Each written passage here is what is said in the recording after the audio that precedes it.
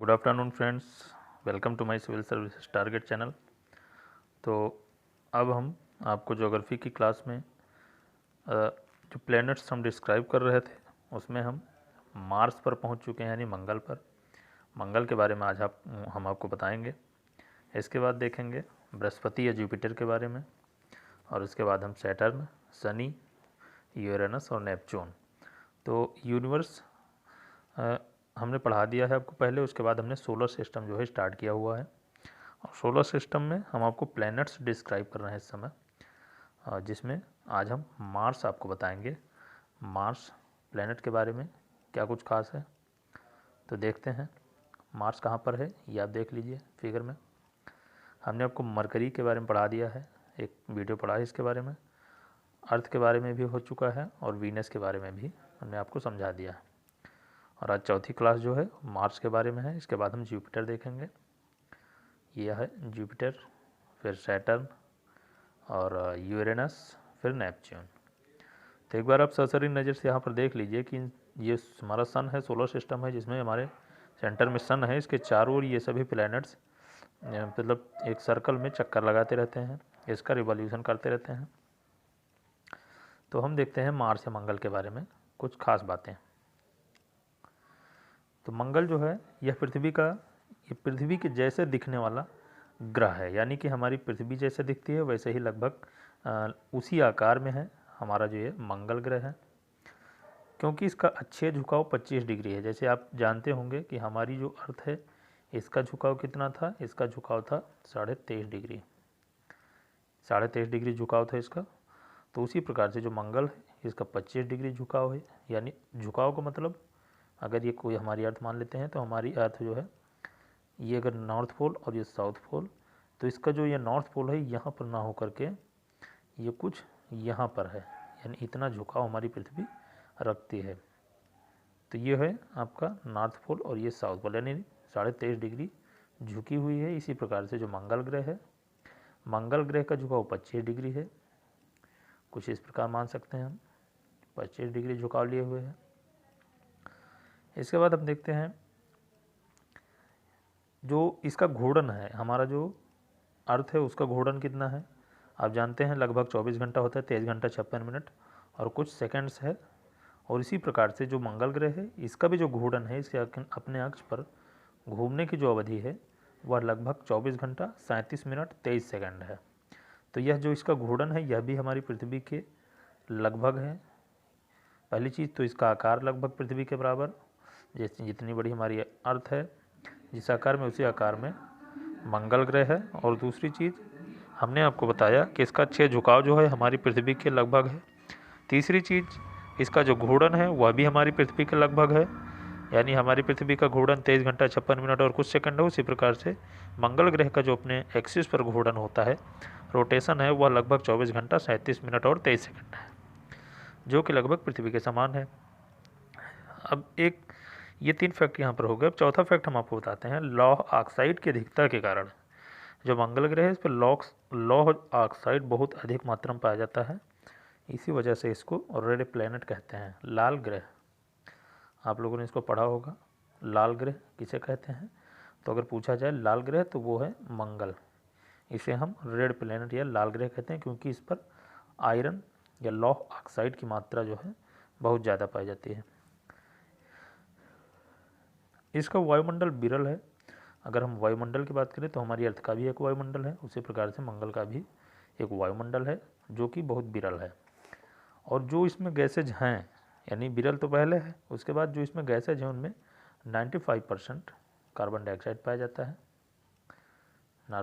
Carbon dioxide, ये ध्यान रखिएगा।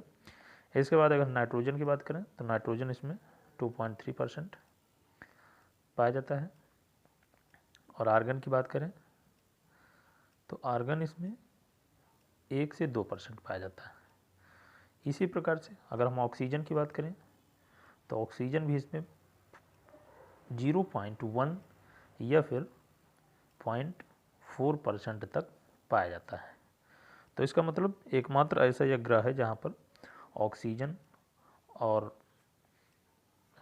एक प्रकार से यहाँ पर कार्बन डाइऑक्साइड भी पाया जाता है और नाइट्रोजन और आर्गन भी पाया जाता है। तो यहाँ पर अगर जल भी संभव हो जाए तो यहाँ पर रहने के लिए मानव अनुकूल स्थितियाँ बन सकती हैं। इसी वजह से सौरमंडल में हमारे दूसरा मंगल ही ऐसा ग्रह है जहाँ पर मानव के अधिवास से संबंधित खोज चल रही है, क्योंकि यहाँ पर ऑक्सीजन और कार्बन डाइऑक्साइड, नाइट्रोजन ये सभी गैसेज पाई जाती हैं। इसका तापमान 30 डिग्री सेल्सियस से 70 डिग्री सेल्सियस के बीच पाया जाता है। अगर हम तापमान की बात करें तो तापमान इस पर 30 डिग्री सेल्सियस से 70 डिग्री। आप जानते हैं कि हमारी अर्थ का जो तापमान है वह लगभग 30 डिग्री सेल्सियस है। इसी प्रकार से मंगल ग्रह का जो तापमान है वह 30 से 70 डिग्री के लगभग पाया जाता है। इस वजह से इस पर जो तापमान टेम्परेचर है वह भी मानव के अनुकूल है। यहाँ तक आपने देख लिया। मंगल की सतह पर पर्वत शिखर पाए जाते हैं। मंगल की जो सतह है, इसकी सरफेस है, यानी सरफेस में अगर हम ये मंगल ग्रह माने और इसकी सरफेस जो है ये, इस पर पर्वत शिखर पाए जाते हैं। और दूसरी चीज़, यहाँ पर ज्वालामुखी पर्वत भी पाए जाते हैं। तीसरी चीज़, यहाँ ऑक्सीजन की संभावना हो सकती है। ऑक्सीजन जैसे कि हमने आपको बताया 0.1 से 0.4% तक पाया जाता है। तो इस प्रकार से हम ये मान सकते हैं कि यहाँ पर ऑक्सीजन पर्याप्त मात्रा में मानव अनुकूल हो सकता है और इसी वजह से यहाँ जीवन की संभावना हो सकती है। यहाँ जीवन संभव हो सकता है, किंतु पाया नहीं जाता है। अभी तक जो खोज हुई है उनमें ये पाया नहीं गया कि वहाँ पर कोई जीव रह रहा हो। अब अगर हम इसके ग्रहों की बात करें तो मंगल का जो ग्रह है, मंगल ग्रह, इसके उपग्रह की बात करें तो फोबोस और डिमोस, इसके ये दो उपग्रह हैं, फोबोस और डिमोस। उपग्रह का मतलब होता है किसी ग्रह के चारों ओर जो चक्कर लगाने वाले उपग्रह होते हैं उन्हें हम उपग्रह बोलते हैं। पिंड होते हैं उन्हें हम उपग्रह बोलते हैं। जैसे कि हमारी अर्थ है और हमारी अर्थ के चारों ओर मंगल चक्कर लगा रहा है, इस वजह से हमारी अर्थ क्या है, ग्रह है, और इसके जो चारों ओर चक्कर लगाता है वह उपग्रह होता है। उसी प्रकार से आप मंगल का देख सकते हैं। मंगल का क्या है, मंगल के दो उपग्रह हैं, एक फोबोस और एक डिमोस, जो इसके चारों ओर चक्कर लगाते रहते हैं। कुछ इस प्रकार से मान सकते हैं आप। आगे देखते हैं। तो ये हो गई मंगल के बारे में कुछ बातें, मंगल ग्रह जो हमारा मार्स है। इसके बाद हम देखते हैं जुपिटर। अब जुपिटर को आपको एक बार फिगर में देख लीजिए। जुपिटर यहाँ पर ये था आपका मंगल, और इसके बाद सबसे जो बड़ा आकार का ग्रह वह है जुपिटर हमारे सौरमंडल में। तो ये जुपिटर आकार में सबसे बड़ा है पूरे सौरमंडल में। पहला फैक्ट तो यही है, आप लोग इसके बारे में जान के रखिए। ये सौरमंडल का सबसे बड़ा ग्रह है। इसका द्रव्यमान जो है वह सौरमंडल के अन्य सभी ग्रहों के सम्मिलित द्रव्यमान का 2.5 गुना है। यानी जो इसका द्रव्यमान है वह भी बहुत ज़्यादा है। इसका अकेले का द्रव्यमान इतना है कि अन्य सभी पिंडों को मिला लें तो उनका 2.5 गुना से ज़्यादा है इसका द्रव्यमान। तीसरी चीज़, इसके वायुमंडल में हाइड्रोजन और हीलियम गैस पाई जाती है। अब अगर इसके हम वायुमंडल की बात करें तो इसमें हाइड्रोजन और हीलियम गैस पाई जाती है। हाइड्रोजन और हीलियम, यहाँ पर दो गैसेज पाई जाती हैं। इसके विशाल आकार का कारण इसको मास्टर ऑफ गॉड्स कहा जाता है। इसका इतना बड़ा आकार है पूरे सौरमंडल के में कि इसको हम क्या कहते हैं, मास्टर ऑफ गॉड्स, इसको नाम दिया गया है इसके आकार के बड़े होने के कारण। इसके बाद देखते हैं, इसे तारा सदृश ग्रह भी कहते हैं। इसे तारा सदृश ग्रह भी कहते हैं हम। यह सौरमंडल का सबसे तीव्रता से घूर्णन करने वाला ग्रह है। यानी जो घूर्णन का मतलब हुआ कि ये अगर जुपिटर है तो घूर्णन का मतलब हुआ अपनी एक्सिस पर, अपनी एक्सिस पर घूमने वाला। जैसे कि आप ये लट्टू देखते हैं, जो लट्टू अपनी एक्सिस पर घूमता रहता है ऐसे ऐसे, उसी प्रकार से ये जो जुपिटर है अपने एक्सिस पर घूर्णन करने वाला सबसे तेज ग्रह है। यानी बहुत तेज़ी से अपने जो एक्सिस है उस पर घूर्णन करता है। इस पर बृहद लाल धब्बे मिलते हैं। इसकी सतह पर जो है लाल धब्बे पाए जाते हैं। एवं इसकी सतह का तापमान -130 डिग्री सेल्सियस है। इसका तापमान कितना है, -130 डिग्री सेल्सियस। माइनस में है, बहुत कम है यहाँ तापमान, क्योंकि यह हमारी जो सन है उससे बहुत दूर स्थित है। आप देख सकते हैं यहाँ पर सन यहाँ पर है और इससे यह जो जुपिटर है वो बहुत दूर स्थित है, इस वजह से यहाँ पर तापमान कम पाया जाता है। और इसे ठंडा प्लेनेट या कोल्ड प्लेनेट भी कहते हैं, ठंडा ग्रह, इसे हम कोल्ड प्लेनेट भी कहते हैं इसी वजह से, ठंडा होने की वजह से। इसके बाद जो अगली चीज़ है, इसके जो उपग्रह हैं, उपग्रह इसके बहुत ज़्यादा हैं, लगभग 69 उपग्रह हैं इसके, यानी पूरे सौरमंडल में सबसे ज़्यादा जो उपग्रह हैं वो इसी के हैं, बृहस्पति के, जिसमें गैनीमीड न केवल जुपिटर का बल्कि पूरे सौरमंडल का सबसे बड़ा उपग्रह है। इसका एक उपग्रह है गैनीमीड, तो ये गैनीमीड क्या है, ये गैनीमीड सिर्फ इसी का नहीं पूरे सौरमंडल का सबसे बड़ा उपग्रह है।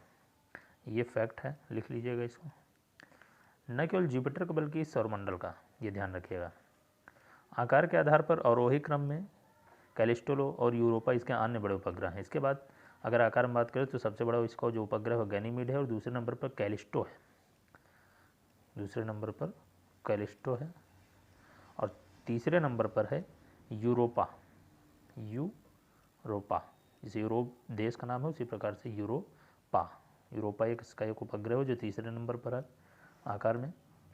तो ये हो गई बृहस्पति ग्रह के बारे में थोड़ी सी जानकारी, और इतनी ही सफिशिएंट है लगभग, बहुत ज़्यादा इसके बारे में नहीं पूछता। और अगर पूछा जाए कि किस प्रकार का ग्रह है तो एक गैसीय ग्रह है, हम आपको ये पहले ही बता चुके हैं।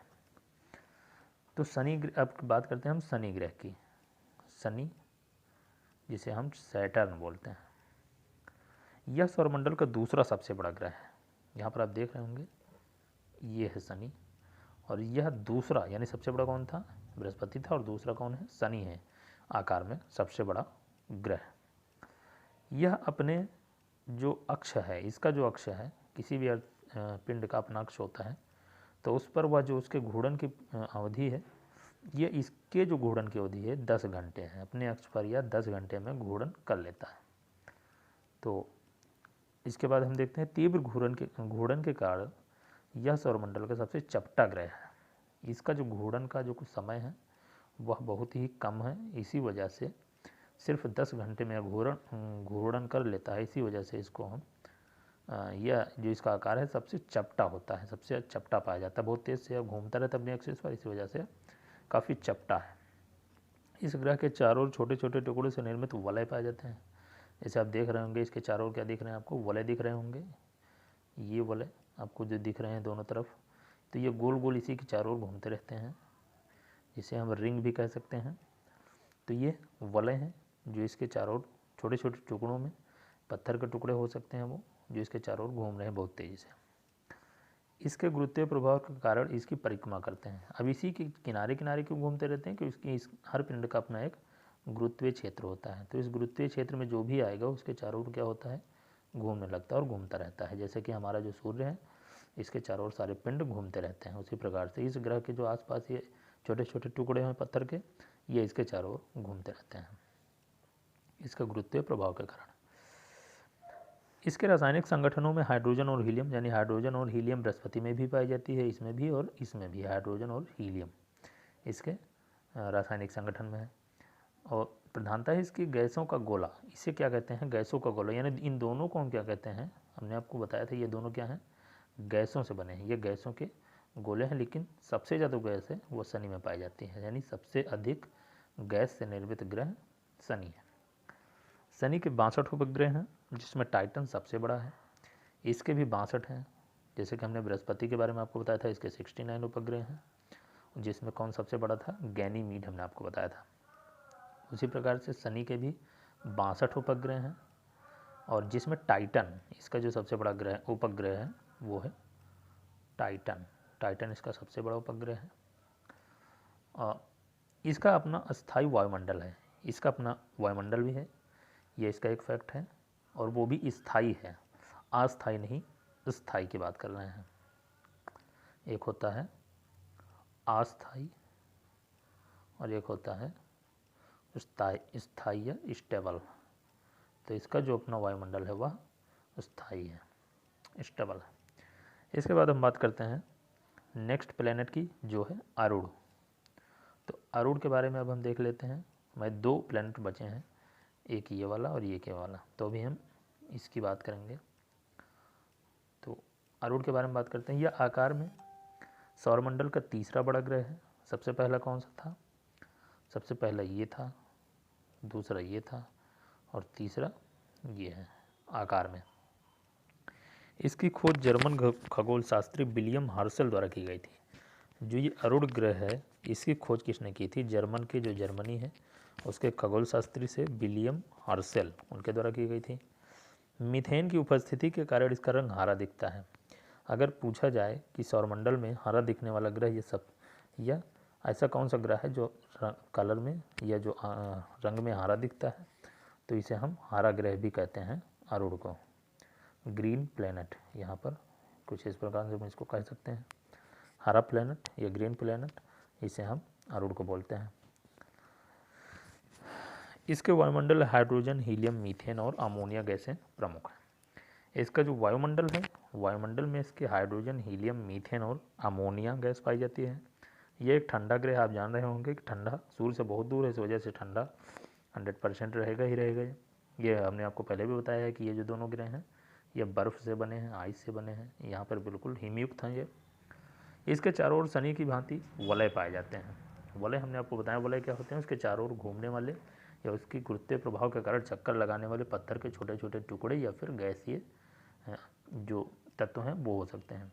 इसके कुल 27 उपग्रह हैं, यानी इसके भी उपग्रह पाए जाते हैं, जैसे कि जुपिटर के, सैटर्न के और उसके बाद यूरेनस यानी आरूढ़ के 27 उपग्रह हैं, जिसमें टिटानिया, ओबेरॉन सबसे बड़े हैं। इसका जो सबसे बड़ा उपग्रह है वह टिटानिया है, टिटानिया, ये सबसे बड़ा इसका उपग्रह है टिटानिया। और इसके बाद हम बात करते हैं लास्ट और सबसे अंत में नेपच्यून की, जिसे हम कहते हैं वरुण या नेपच्यून। वरुण के बारे में बात करते हैं। यह आकार में आरूढ़ से छोटा है, यानी इससे यह छोटा है थोड़ा सा, और इसका जो वायुमंडल है अत्यंत सघन है, जिसमें हाइड्रोजन, हीलियम, मीथेन एवं अमोनिया प्रमुख गैस हैं। यानी दोनों में कौन कौन सी गैसेज हमने बताई, दोनों में ही सेम जो गैसेज हैं वो पाई जाती हैं। दोनों में एक ही गैस है, यानी हाइड्रोजन, हीलियम, मीथेन और अमोनिया, इसमें भी और इसमें भी दोनों में पाई जाती हैं। इसका रंग हल्का पीला है। अब इसका रंग तो हरा आपने देखा था, किसके कारण? मीथेन की अधिकता के कारण। मीथेन था लेकिन यहाँ पर बहुत अधिक था, और इसका यहाँ पर क्या पाया जाता है, इसमें इसका रंग पीला पाया जाता है। इसके कुल 14 उपग्रह हैं। इसके हम आपको 27 बताए थे आरूढ़ के, जबकि इसके कितने हैं? 14 हैं, जिसमें टिट्रान सबसे बड़ा है। कौन सा उपग्रह सबसे बड़ा है इसका? टिट्रान। तो ये रहे आपके सौरमंडल के सभी ग्रह, उनके बारे में शॉर्ट एनालिसिस। तो एनालिसिस इनके बारे में करते चल रहे हैं हम, ताकि इससे संबंधित कोई भी क्वेश्चन अगर पूछा जाए तो आपका छूटे ना। अब इसके बाद कुछ ग्रह जो उपग्रह हैं, वो जो ग्रह हैं उनके बारे में बात करते हैं। जैसे कि उन्हें हम पूर्ण रूप से ग्रह तो नहीं कहते, लेकिन हम उन्हें क्या कहते हैं? बौने ग्रह, ड्वार्फ प्लैनेट या बौने ग्रह। ये पूर्ण रूप से ग्रहों की श्रेणी में नहीं आते, बौने ग्रह। तो उनमें हैं, आप देख सकते हैं, सिरिस, सेरान, हम लिख दे रहे हैं यहाँ पर सिरिस, अगर आप लिखना चाहें तो सिरिस। एक ये बौना ग्रह है सिरिस, एक है सेरान, एक सेरान है, और एरिस, ये 3 बौने ग्रह हैं। एरिस, सिरिस और सेरान, ये 3 बौने ग्रह हैं, जो भी इसी वायुमंडल में, जो हमारा सौरमंडल है, सौरमंडल में पाए जाते हैं। सौरमंडल के गुरुत्वीय प्रभाव के क्षेत्र में ही पाए जाते हैं। इनकी अवस्थिति कुइपर बेल्ट, सौरमंडल का जो बाह्य क्षेत्र है, यानी इसकी जो लिमिट है, अगर हम बात करें, अगर इसकी जो ये लिमिट दिख रही है आपको, इसके आसपास ये वाला जो क्षेत्र है कुइपर बेल्ट, यहाँ पर जिसे आप ये देख रहे होंगे, आपको सफ़ेद पट्टी दिख रही है, तो यहाँ पर क्या पाया जाता है? ये तीनों बौने ग्रह पाए जाते हैं, जो सौरमंडल से जस्ट बगल में उसके बाहर वाला क्षेत्र है। इसके बाद हम बात करते हैं अब क्षुद्र ग्रह की। क्षुद्र ग्रह क्या होते हैं या एस्टेरॉइड्स क्या होते हैं। तो एस्टेरॉइड्स आप देख रहे होंगे यहाँ पर, ये एस्टेरॉइड का एक फिगर है, यानी पत्थर का टुकड़ा आपको जो दिख रहा है यही एस्टेरॉइड कहा जाता है, क्षुद्र ग्रह कहा जाता है। ये छोटे छोटे शिलाओं के खंड होते हैं, यानी पत्थर के छोटे छोटे टुकड़े होते हैं जिनकी संख्या लाखों में है। अब कहाँ पे है ये, मंगल और बृहस्पति के बीच में एक पट्टी में जो है सूर्य का चक्कर लगाते रहते हैं एवं बृहस्पति के मध्य के क्षेत्र में पाया जाता है। किसमें, मंगल और बृहस्पति के मध्य के क्षेत्र में। जैसे कि हम आपको दिखा देते हैं, यहाँ पर देखिए आप, ये आप यहाँ पर देख सकते हैं, ये जो आपको दिख रहा है ये क्या है, यही क्षुद्र ग्रह हैं। अब यहाँ पर ये जुपिटर है और ये मंगल है, मार्स, इन्हीं दोनों के बीच में ये क्षुद्र ग्रह पाए जाते हैं, एस्टेरॉइड्स। यहाँ पर आप देख लीजिए इनको, इनका सर्वाधिक संकेंद्रण यहीं पर है। और इसके बाद खगोल शास्त्रियों के अनुसार ये या तो किसी ग्रह के टूटे हुए भाग हैं या ऐसे ग्रह के भाग हैं जो पूर्ण रूप से नहीं बन सका है। इसका मतलब क्या हुआ, ये मतलब पत्थर के टुकड़े ऐसे भाग हो सकते हैं जो किसी ग्रह के टूटे हुए भाग हैं। जैसे कोई ग्रह अगर था तो उसके टूटे हुए पार्ट भी, इसको टूटे हुए पार्ट भी हो सकते हैं ये, या फिर कोई ऐसे जो है पिंड हैं जो पूर्ण रूप से ग्रह नहीं बन पाए, यानी बन तो रहा था ये ग्रह मगर ये ग्रह बन नहीं पाए हैं, क्योंकि ग्रह बनने के लिए हमने आपको 3 कंडीशंस बताई थी। तो इस प्रकार से ये क्षुद्र ग्रह हो गए। और इसके बाद हम अगली क्लास में बात करेंगे पुच्छल तारा, धूमकेतु, कॉमेट्स क्या होते हैं, और दूसरा बताएंगे हम आपको उल्का पिंड। जो भी हाल ही में उल्का पिंड न्यूज़ में बहुत वायरल हुआ था सोशल मीडिया पर कि वो उल्का पिंड क्या था, पृथ्वी से टकराने वाला था और पृथ्वी हमारी समाप्त होने वाली थी।